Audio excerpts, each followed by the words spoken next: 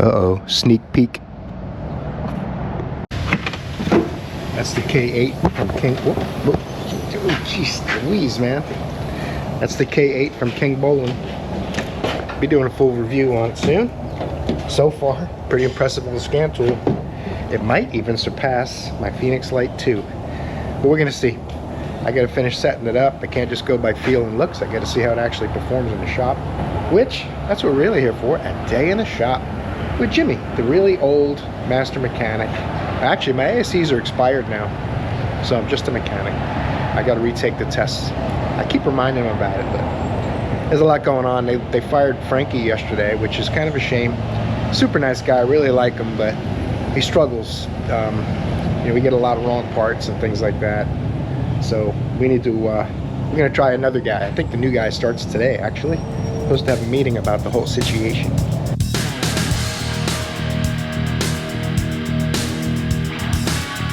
So I'm gonna finish getting the shop open up, hot and muggy. The feels like today is supposed to be 102 degrees. It's really 93, 94 with high humidity. But I think it has to do with your sweat and the way you can get rid of heat from your skin with sweat. So when it's humid, it's harder to get rid of the heat, so you feel hotter. That's the theory. You guys tell me in the comments how that works. Let's finish getting this place open up. Try to learn a thing or two. Have some fun. We know we got an AC job. Let's get started. Stay tuned. Uh-oh. Check engine light. Check engine light is on this here Ford Transit van. And before I start that AC job on the Dodge Dart, we're gonna look into that. The thing that's weird is check engine light's not on right now. So it says washer fluid low. 181,674 serious engine vibration miles. I don't know if you can hear that. I'll do this. Got a lot of vibration, that's what I'm saying. The check engine light's not on. But let's see if there's any codes so we can do that. I've got that new K8 Pro from King Bowling scan tool. I was going to use that, but I can't get it to register my email and send me the code. I'm trying to sort that out. I'll keep you updated on that. Let's see. We're going to check all the modules in this entire vehicle and see if there's any codes. Maybe the light comes on and off at times. It really needs motor mounts or something. It feels like the engine's laying on the frame.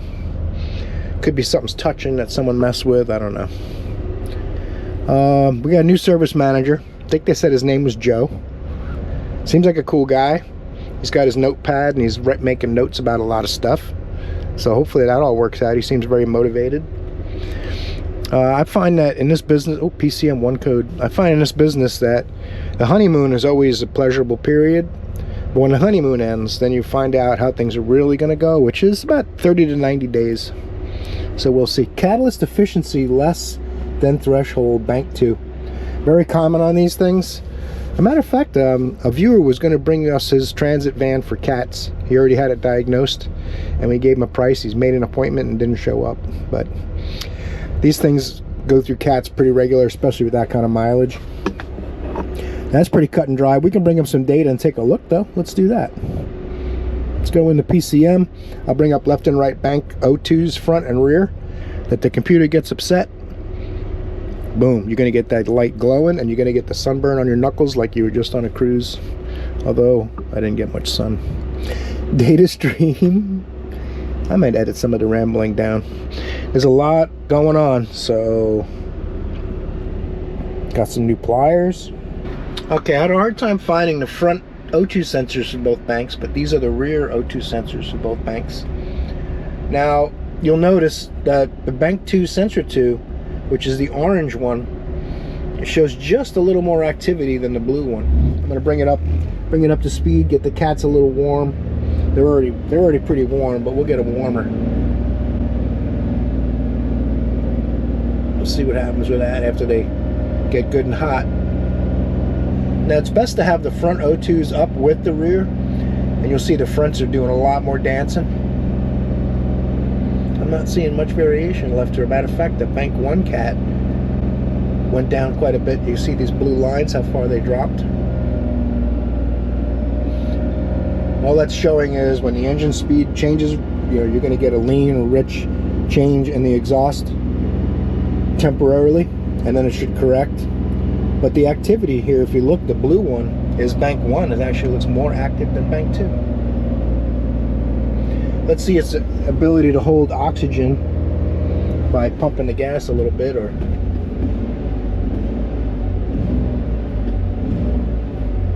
you can also pump the brake.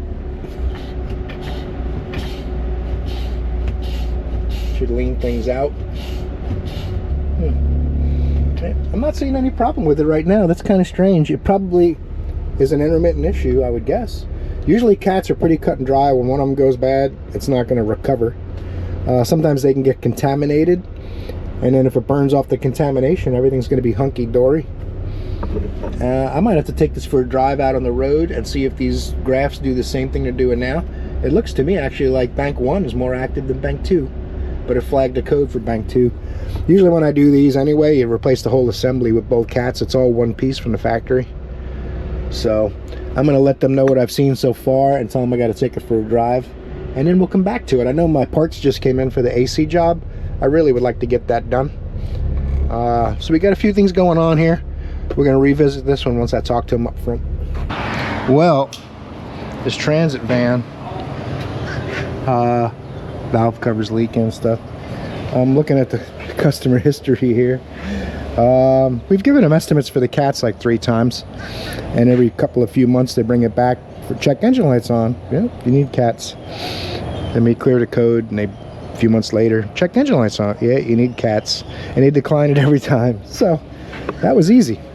I'm going to write down all the stuff we've recommended already: valve cover gaskets, catalytic converters, motor mounts, and we're basically done with this thing. It's basically done too. We'll get on that AC job. All right, now we're starting on the AC job. I just went up and talked about the labor guide not being right. They charged 1.6 for the condenser on this thing, and you got to take the bumper off, take the radiator out, drain the cooling system, the whole 9 yards. So I don't know what's going on with that, but they're going to work it out, I guess. We'll see what happens. 10mm bolts here. This whole bumper, it goes around the headlights, I believe, is one piece up to here and here. And then you take the radiator and condenser and everything out from the top, which is kind of weird that they want you to take the bumper off. But we're going to give it a whirl. I think these are 8mm, so we need an 8 and a 10, and we'll get started. Got the splash thing off. I was missing a bunch of screws, had miscellaneous tie wraps and the wrong bolts in places and stuff. And we might have to play with that, putting it back together. This is what we're dealing with. This is one of the problems I'm having lately. Charge half the labor it should be, and then you got to deal with this stuff that's destroyed in an accident, and you know, just whew, man, I think we're getting close. There's a screw up there and a screw down here. This side, man, I think they've got it trapped in the radiator, so you have to pull the radiator out up there. See the way that block is? I don't know if that shows up on camera, but there's like a ledge built onto the radiator tank, so it's trapped. Sweet. There's like a hole.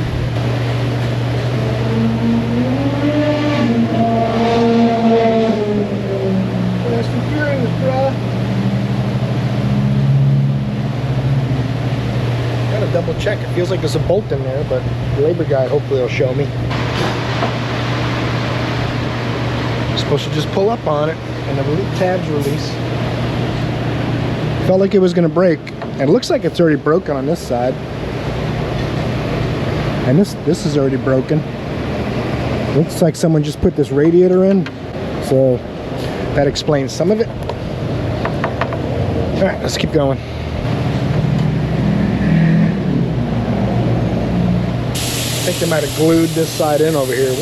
We'll figure it out. It's like almost like a hot rod stuff, kind of.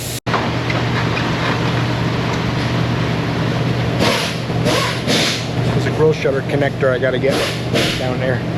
That's why I couldn't get it from the top. It's got a lock tab. Hoping the bumper doesn't make a quick exit.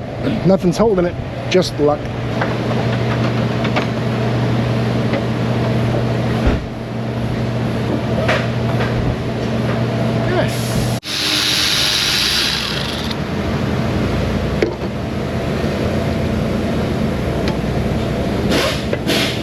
Get this fan out of here.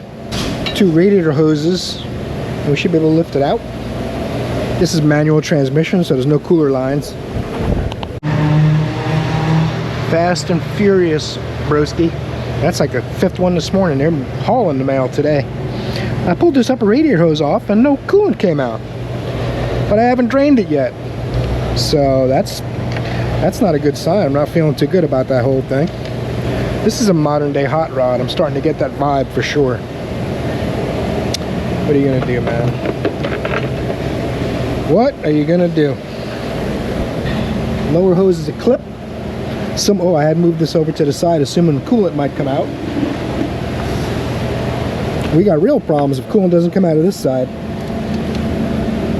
He drove this in, so it can't be that low. And you might remember yesterday, if you watched that video, I had to add coolant to the overflow. So I thought someone had just worked on it. The radiator doesn't look new. That I look a little closer now, but this is like a radiator drain at the top. Must be for air. All right, I could take this off too, but I'm not going to lose focus. I'm going to stay on the radiator and condenser for now. It looks to me like if they just had 2 little bolts at the bottom and changed the design of that hose assembly block, that you could just take the 2 bolts out and slip it down. But you know, Bill Bob, it's not up to me. I'm just the guy stuck with fixing it for 1.6. So I think he actually bumped it up to the 3 hours. Jimmy can't afford it anymore. I'm glad to see there's some coolant in it.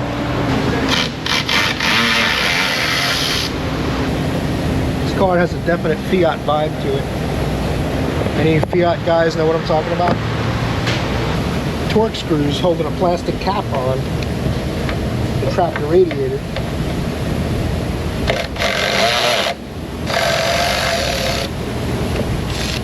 That's how it is on both sides. Let's see if we can get them out of here. Oh, something's happening. I don't understand. I took the screws out, but it won't come out. What do I do? There it is. It's got screws and it latches. This is a great idea. My compliments. I gotta say, Luigi and what's the other guy's name? I forget his name. Over there at the Fiat plant. Nice work.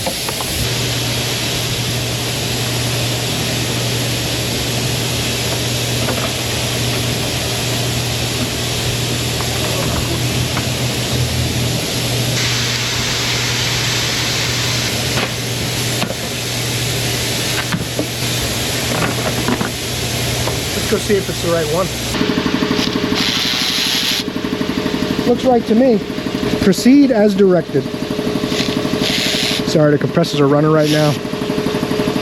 Joe's doing a brake flush inside, compressors outside. There's no place quiet where we can just hang out. Oh, gravity works. Now, how do you find it in this mess? Oh, don't worry, we'll find it. I don't care if it takes an hour. Oh, there it is. Yeah, just a few seconds. The lake's finally receding when it rains again. This morning when I came in, it was almost to the road. My truck's in the water. When it rains again today, it's gonna fill back up. We put this gravel in actually to help reduce it. And over there, they dug through so that water can run out to the lake back there. But it still fills up. You need more gravel. We need a lot of things around here, you might notice. Like a workbench. Trying to do this with one hand. It's easy. I'm gonna blow this radiator out real quick before I attach this, and then we'll come back. Now, I'll also do the compressor while stuff's out of the way. Clutch connector.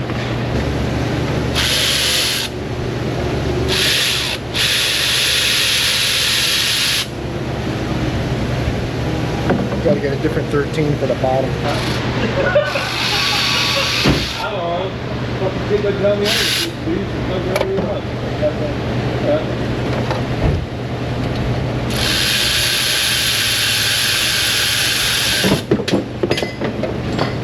Got it.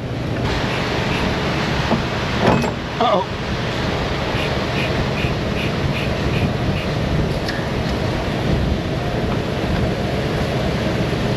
don't come with oil in them, and when they're variable displacement, it's really hard to get oil in them. And I don't like to use the machine so much. Some of our machines won't even put oil in. So I want to do it mechanically and see the oils in the compressor before I fire it up. I put at least a couple ounces in the compressor.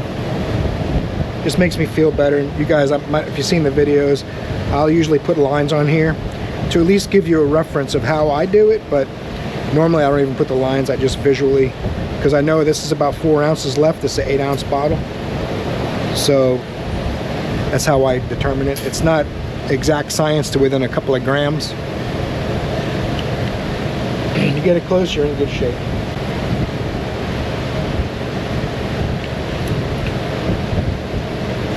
That barely moves the needle. So it went down about 1/8 of an inch. So each time I fill this, it's not quite half an ounce. So it'll be 3 times for an ounce. I'll fill this cavity 3 times 1 ounce, 3 times 2 ounces.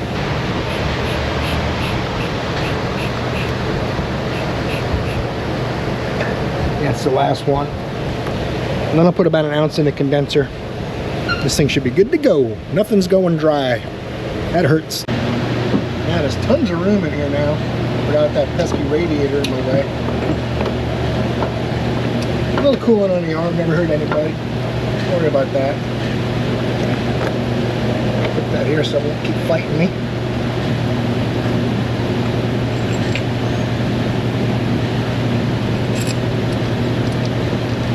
Oh, that was a bad idea, I guess. You turkey. Alright, listen, man.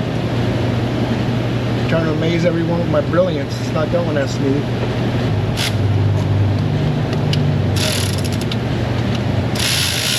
Oh, you naughty girl.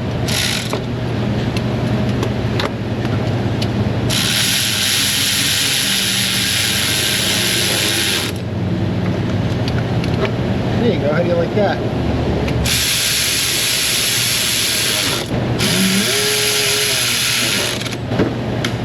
Now,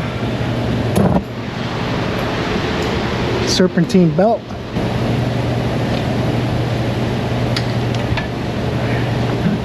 Easy peasy.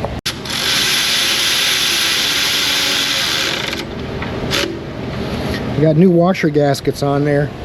I also got new washer gaskets to put on the lines. They're right here. I had to get them out of my toolbox. We didn't get a gasket set with this kit. Kind of strange. These are new even though they're different colors. But that won't go in until the radiator and everything's back in. Got to do my electrical connectors, which the one's broken but we can't get it. It's like part of a wiring harness or something like that, so that's crazy. So I'm going to plug it back in the way it was plugged in and hope that was correct. I'm not sure if the solenoid will work with the voltage, with the polarity wrong. We're going to find out.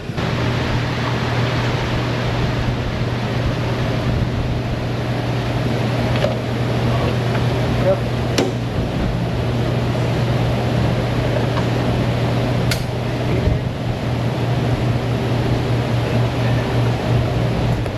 You can see the damage on the cross member. That's why this doesn't really line up. I'm going to have to coerce it like this. Don't worry.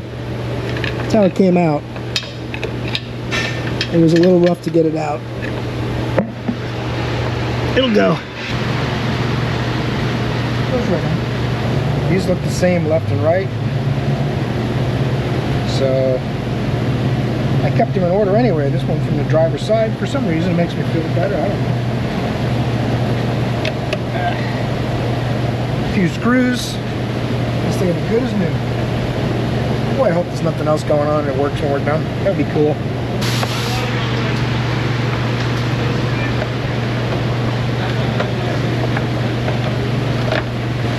Electrical connector. A couple of push pins go in the shroud. This clips on to the... Down here, man. What are you doing? Stop trying to look at my pretty face. Focus on the work, man. I'm not a piece of meat.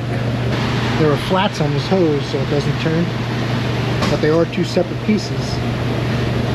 I gotta get my stud from the other, oh wait, was it a bolt? Yeah, it must have been a bolt. That's why I don't remember seeing a stud in the other condenser. 13 millimeter.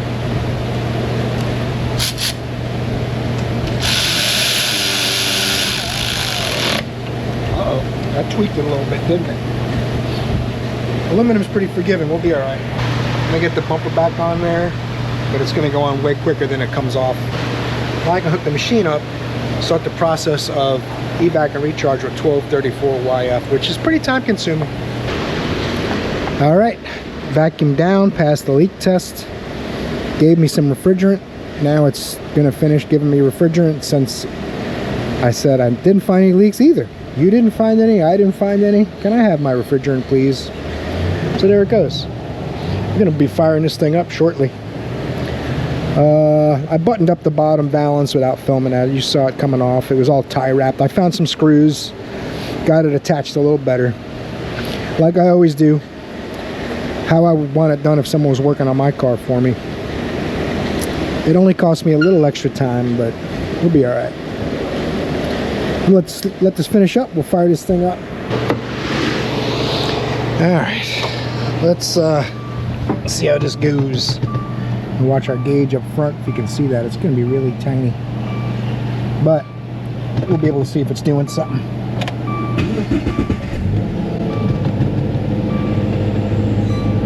Boom, something happened. Yay! Ooh, boy, that feels good. This car's got air conditioning again. I'm gonna hook my the K8 Pro scan tool up, see why his lights are on and all too. I had to add quite a bit of coolant. It wasn't really full. That could be why, but we're gonna check for him, and I'll get to test that new scan tool out too.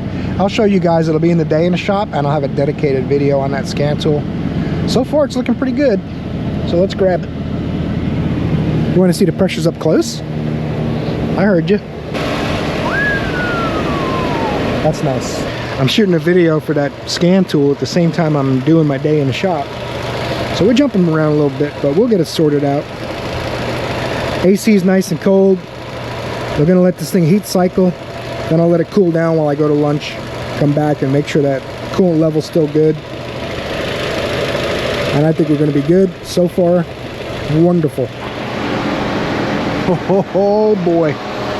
It's like a Chrysler day for me. 2015 Jeep Cherokee. It's a rough one. Transmission issue. Poor girl's got 145,525 smoke-filled miles, and I got all the windows open just to try to ventilate it a little bit. Check engine lights on, transmission shifting funny, and the service transmission warning came on the dash at some point. It's not on right now. Gonna give it a love rating of 2, and let's try to figure out what's going on with it. Usually on these, I've got a TCM power control circuit high.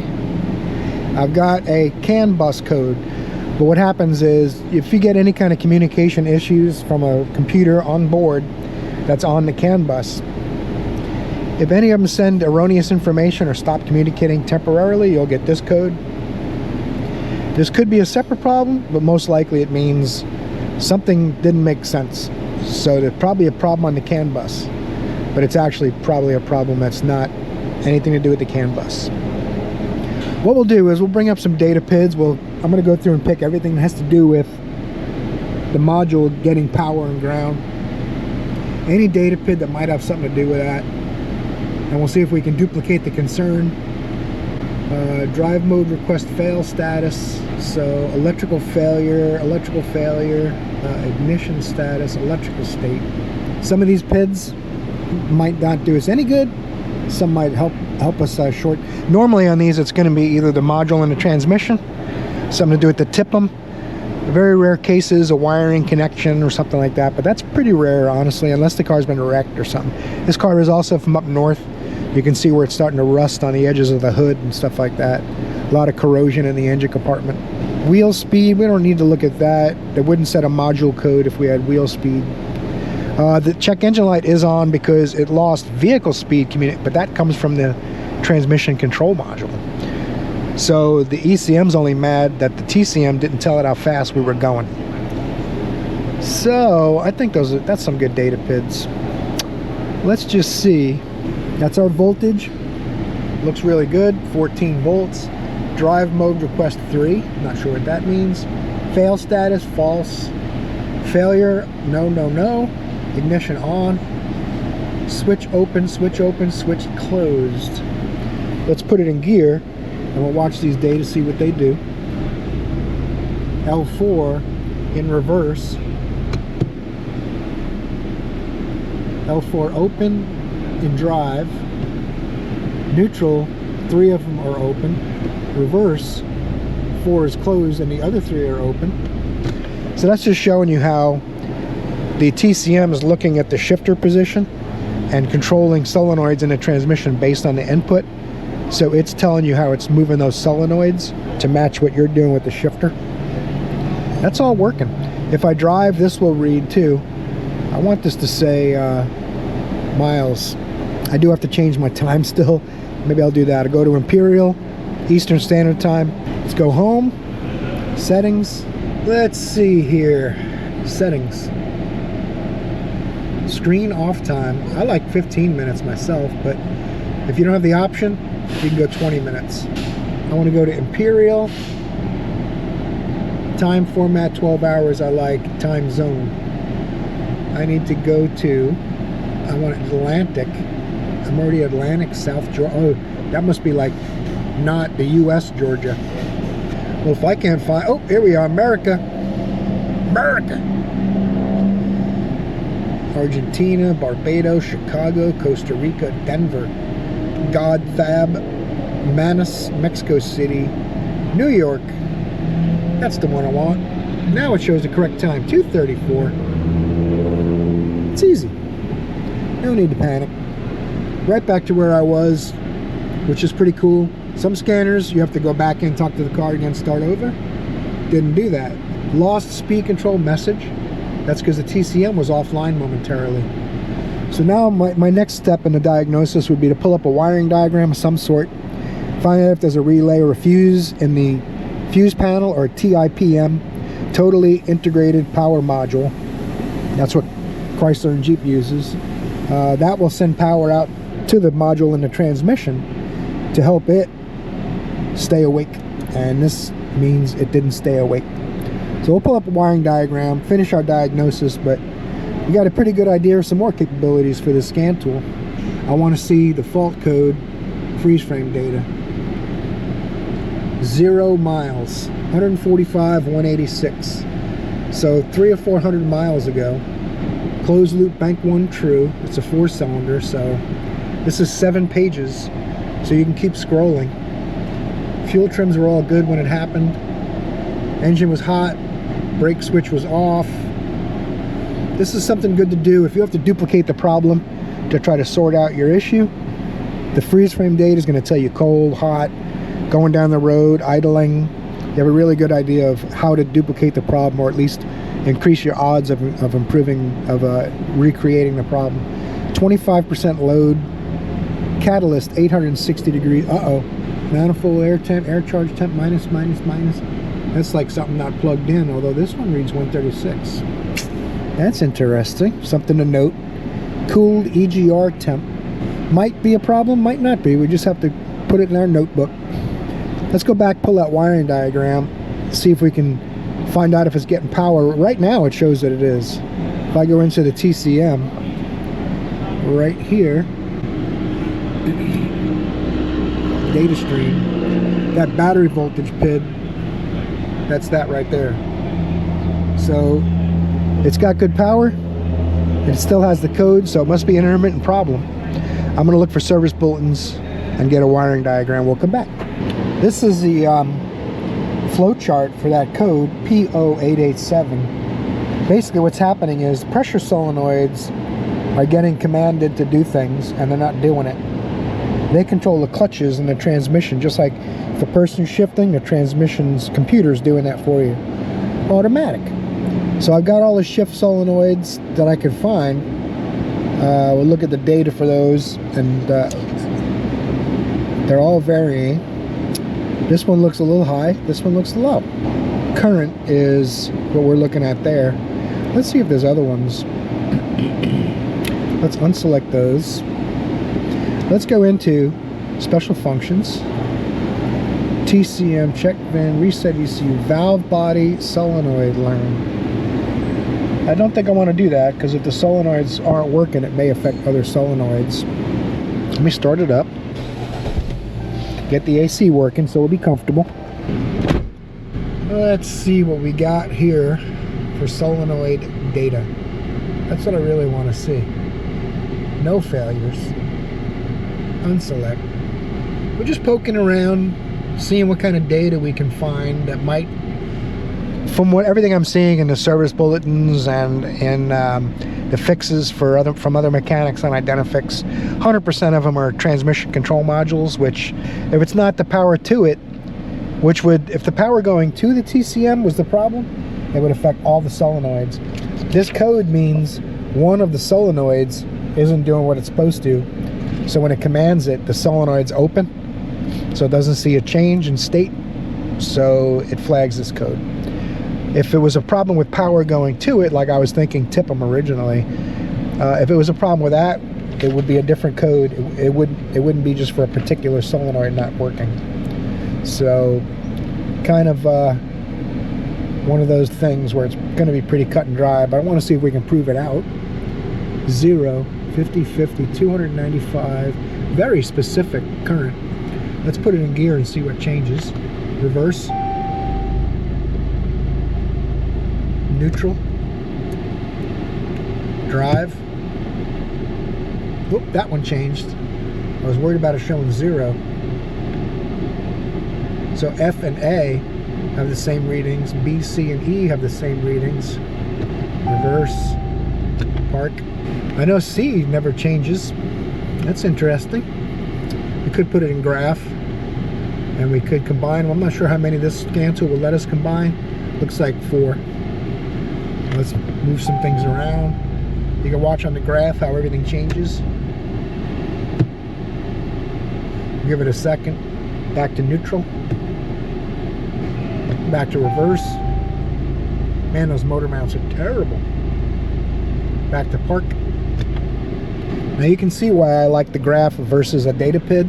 Although what I do like about this scan tool, like a few of my others, it also will show you in the bottom the corresponding color, shows you which one you're looking at, and this will show you the threshold low and high. Just like with a voltmeter, you can get your min and max basically. Super handy to have that actually. Now if this was, something was dead shorted or dead open, you would never see these data PIDs changing at all. I am concerned with this one, which is the C that never changes when I go through every gear. It could be because that's a solenoid that's used for third gear and that kind of thing. So I'm gonna have to drive it and watch and see what these do on the road, see if I could duplicate the customer's concern. But we're basically headed towards a TCM. I just want to prove it out and be 100% sure, or at least 99% would be nice. Well, just got back from a little drive. Everything's working right now. So whatever the problem is intermittent, which makes it more difficult. So we'll go up front, we'll let them know that it's intermittent. It's most likely going to be a transmission control module, because what happens is it thinks it's turning a solenoid on, but it doesn't have the capability of sending power out on that wire. If you look at this wiring diagram, these are all the control wires for the solenoids. And what you can do is you can take the connector off the transmission and you can ohm out all of those pins and see how they ohm. If you end up, you're supposed to have 5 to 7 ohms on every one of these wires. The pressure control B, C, D, and E, those 4 wires should have 5 to 7 ohms on them. So you end up testing that, and if those all have the correct resistance, then the transmission control module is bad and it's not able to control the solenoids. If you ohm it out and the solenoid shows open, or the resistance is anywhere out of 5 to 7 ohms, there's a chart for temperature, but the window is 5 to 7 from cold to hot. So if the resistance is way out of spec, then the solenoid's bad. If the resistance is good, the transmission control module is bad. So that shows you the transmission control module right down here. That's the transmission assembly. So Let me go tell them up front that it's not doing it right now, and let them know it might be a little more time consuming to sort it all out, test the wiring and all that kind of thing. And like I said, there was like 18 of them in Identifix, and all 18 was a transmission control module. That means we can be fairly sure, but we're not positive yet. So let's let them know and go from there.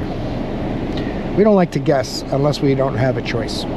Oh, I also wanted to point out too, before I go up front, this code for the shifter module, apparently we diagnosed it in 2018 as a problem with the shifter, and they declined that repair. So we'll see what happens. Look at that son of a gun. We're gonna hook up the King Bolin K8 on this truck. 2017 Chevy G10 box truck, 265,324 miles. My goodness, you guys are noisy over there. Just because it's a shop doesn't mean you need to make all that noise. I'm trying to film a professional studio production over here. Let's get out of Dodge. Chevrolet. We could just go like this. American, cuts it right down. Chevrolet. Okay. I put a intake manifold on this thing about 5 years ago. So the customer said, I got a code for an intake manifold, and you guys just put one on it. So we looked it up. It was like 100,000 or 80 something thousand miles ago or something. I forget what he said. And I know it was 5 years ago. I remember the vehicle actually, because it's a big yellow box truck. Who wouldn't remember that? I'm going to check. There is no such thing as an intake manifold code. Who knows? Maybe I'm going to learn something today. I'm not sure. The model does not match the selected software. Please select GM software to enter. GMC Chevrolet. Okay. I think they said it was a 2015. 2017. Oh my goodness. It's like brand new. And it is a Express. Health report. I know it has an airbag code. You can see the airbag lights on. I think he thinks it's going to be under warranty or something. I'm not sure. Well, let's figure it out and see what's wrong with it first, and let them worry about all that up there. I'm going to slow the fan down a little bit. It's loud. Let's let the K8 do its dance, and we'll see what's going on with this. I'm guessing he means lean codes, but it said, I think it said 2 ECM codes. We're going to know in just a second. It's almost done while I'm flapping. The scan tool works pretty quick, I gotta say. Lean and lean. Bank 1, bank 2. Glow plug control module. This thing's gasoline. Transmission fluid pressure switch 3. Circuit low voltage. Last comm with BCM. Last comm with ECM. Bus signal erratic. Control module ignition. Accessory passenger compartment. Steering wheel airbag deployment loop. So it has a problem with this airbag. Normally what I would do on these, if they wanted to fix it, they don't really seem to worry about it right now. They're not worried. But you take the airbag off, put a 2 ohm resistor where the airbag connects, and if the code goes away, the airbag's bad. If the code doesn't go away, the clock spring right behind it is bad. So that is interesting. Let's go and look at some fuel trim data. I'll send them a report so that they have the report on this vehicle up front. And then ooh, that kickstand really flips up there nice for steering wheel holding. I'll send them the report, and we'll come back. We'll look at some data for fuel trim. Data stream, fuel trim data. Now, there's quite a few data PIDs, 63 to be exact. So, all I really want to see, some vehicles have a fuel trim for alcohol. Some have a fuel pressure sensor on the fuel rail, so you can see what that is without even hooking anything up, which is really nice. Fuel pressure sensor. I want to see, now you can look at the oxygen sensors, that'll tell you what they're doing, but it won't really tell you how upset the computer might be about fuel trims. So we're going to bring up long-term and short-term fuel trim. See what data PIDs we get that are working good. Fuel rail pressure 45, fuel alcohol just about 10%. So what can happen is if your fuel alcohol reads lower than it really is, alcohol requires twice as rich as gas. Alcohol runs best around 7 or 8 to 1, where gasoline is about 14 to 1. So what happens is, if the alcohol content reads too high, then it's going to run too rich, because it's going to be adding fuel for all the alcohol. If the alcohol reading is too low, it's going to be pulling fuel away, thinking that there's less alcohol, and you don't want it too rich, right? So I think I explained that correctly. I could be backwards, but right now everything looks good. 7724. Bring it off idle. See if anything changes. There's not a tack in the dash, so that's not going to help us looking at that, is it? Now off idle, it's pulling a little bit of fuel away in short term. Back at idle, go to special functions, learn functions. Nope. Reset functions. Fuel trim reset. GMs usually will let it run, but not always. Condition, engine is running. Let's do this, just in case. Sometimes GMs won't let you do it without the engine off. Most of the time, they don't mind at all. Condition's not satisfied. I know. I shut the engine off now, so it's going to let me do it now with it off, hopefully. Reset. Thunk. Everything's zeroed out. Now we'll go back into our data, and then we can see what the fuel trims really are, because it's not fixing it for us, right? Fuel trim data. Let's see if it still kept them selected. That would be cool. Some scan tools do it, some don't. Still selected. I like it. 67 psi. Turn the key off and start it. It still says fuel alcohol 9.8%. I was hoping that would change. But what happens is, sometimes you reset fuel trims, but it doesn't see the fuel tank level change, so it won't correct that. And you have to have a specific reset for alcohol content. So it is adding a little bit of fuel here, but nothing terrible. That's interesting. He says he has intake manifold codes, and we did have lean codes, but we don't have a lean condition right now. Huh. I'm gonna have to go drive this, I guess. I don't really like taking a big box truck out on the road, especially in this heavy traffic. But it might be our only option. Maybe it's doing something going down the road, like dropping off fuel pressure, and the fuel trims will come way up if that happens. It looks pretty good here at an idle. I'm gonna make a recording of the fuel trims and what they look like for about 20 seconds.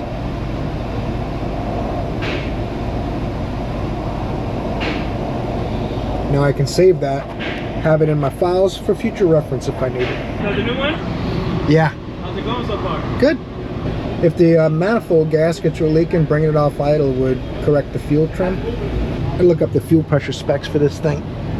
Okay, on our trusty Chevy van, fuel pressure is good. 43 to 45 key on, engine idling, and 50 to 100 key on, engine off. So our fuel pressure is good. Our fuel trims are off. They're not off a ton, but every once in a while, when it's just sitting here running, it'll get a little higher. And when it gets to 25%, it sets those lean codes. So I'm going to bring it up off of you. There's no tack on here. I keep thinking I need to look at the tack. I brought engine speed up so I can look at it here. If you go to about 2,500 RPM, 2,000 RPM or more, then it's out of the idle phase. Fuel trim should get better if it's a vacuum leak, and they do get a little better.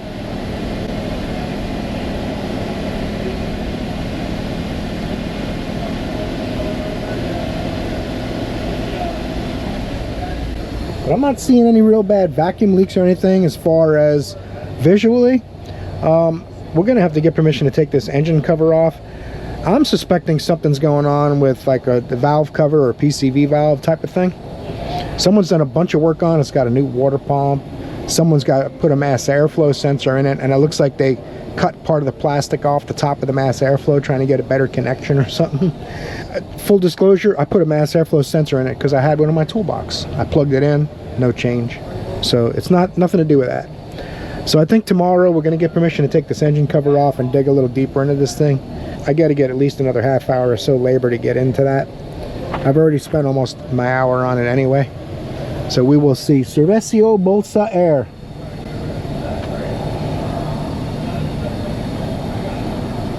Auto pneumonia. Tiempo trans. Temperature trans. I know that one. Velocidad prom. Tachometro.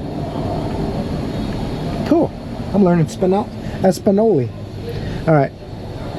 I'm gonna a little punch drunk, tired and hot.